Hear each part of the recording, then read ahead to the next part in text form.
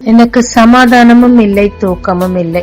இதை சரி செய்ய நான் என்ன செய்ய வேண்டும் என்று யோசிக்கும் ஆத்மாவே, என்று கர்த்தர் உங்களுக்கு சொல்லுவது சங்கீதம் 4:8. சமாதானத்தோடு படுத்துக்கொண்டு நித்திரை செய்வேன். கர்த்தாவே, நீர் ஒருவரே என்னை சுகமாய் தங்க பண்ணுகிறீர். வாழ்க்கை ஃபுல்லா பிரச்சனை, தூக்கம் இல்லாம புரண்டு புரண்டு படுத்து சமாதானம் இல்லாம அழுது கொண்டிருக்கிற சூழ்நிலை அநேகருக்கு இங்க உண்டுங்க. இதை மேற்கொண்ட 2 பேரை பத்தி நம்ம பார்க்கலாம். கடல் கொந்தளித்தது. எல்லாரும் பயந்து போய் தன்னுடைய சரக்குகளை எடுத்து கடல்ல வீசி கொண்டிருந்தாங்க. ஆனா யோனாவும் நிம்மதியா படுத்து தூக்கிட்டு இருந்தாரு. அப்புறம் சொன்னாரு, பிரச்சனை என் மேலதான், என்ன தூக்கி கடல்ல போடுங்க அப்படின்னு சொன்னாரு. அவ்வளவு பிரச்சனையின் மத்தியில அவரால் எப்படிங்க நிம்மதியா தூங்க முடிஞ்சிச்சு? ஏன்னா என்ன நடக்கும்னு அவருக்கு தெரியும். கர்த்தர் ரொம்ப நல்லா அறிஞ்சிருந்தார்.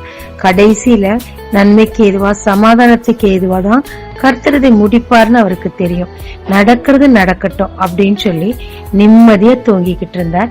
கர்த்தரை அவர் அறிந்தபடியினால் காற்றடித்தது, கடல் கொந்தளித்தது. சீஷரெல்லாம் பயந்து போனாங்க. ஐயரே, நாங்களாம் சாவ போறோமே, நீங்க தூங்குறீங்களேன்னு சொல்லி கேட்டாங்க.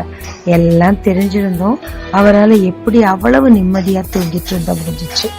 ஏன்னா அவருக்கு தெரியும் காற்றும் கடலும் அவருடைய கண்ட்ரோல்ல தான் இருக்கு, அது அவரை ஒன்னும் செய்ய போறது இல்லைன்னு அவருக்கு தெரியும். ஆனாலும் தூங்கினார். ஏன் தூங்கினார்?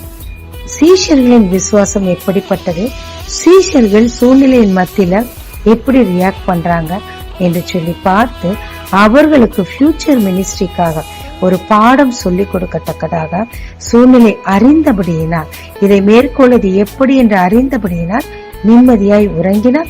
அப்படியே கற்றுக் கொடுத்தார், சூழ்நிலையும் மேற்கொண்டார். ஆமாங்க, சூழ்நிலை எதுவாய் இருந்தாலும் நாம் கர்த்தரை முழுமையாய் அறிந்திருந்தோமானால் முழுமையா விசுவாசிப்போங்க. முழுமையாய் விசுவாசித்தால் எவ்வளவு பிரச்சனையின் மத்தியிலும் சமாதானமாவும் இருக்க முடியும், நிம்மதியாவும் தூங்க முடியுங்க. ஜெபிக்கலாமாங்க. தேவி, என் பிரச்சனையின் மிகுதியில் தூக்கமிழந்து காணப்படுகிறேன்.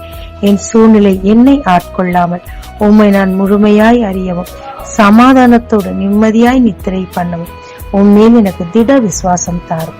இயேசு மூலம் பிதாவே, ஆமென். இயேசு கிறிஸ்துவின் நாமத்தில் இந்த நாளில் உங்களை ஆசீர்வதிக்கும் ஜீசஸ் விஷன்.